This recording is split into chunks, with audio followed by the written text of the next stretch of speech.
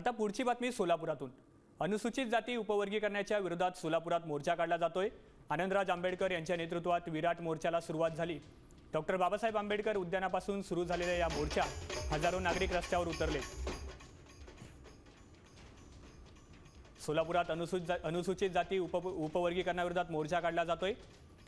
आनंदराज आंबेडकर यांच्या नेतृत्वात हजारो नागरिक या मोर्चात रस्त्यावर उतरले।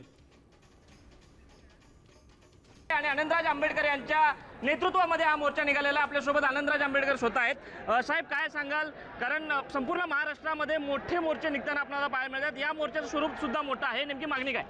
आमची मागणी आहे की सरकार जे जबरदस्तीने उपवर्गीकरण करू पाहत आहे आणि आम्ही अनुसूचित जातीचे सर्व लोक एक संघ आहोत आणि बाबासाहेबांनी सुद्धा सर्व अनुसूचित जातींना एकत्र आरक्षण दिलेलं आहे। त्याच्यामध्ये आम्हाला विभागणी करायची नाही आहे आणि सरकार जबरदस्तीने विभागणी करते आहे आणि म्हणून सरकार विरोधी हा आक्रोश मोर्चा आहे।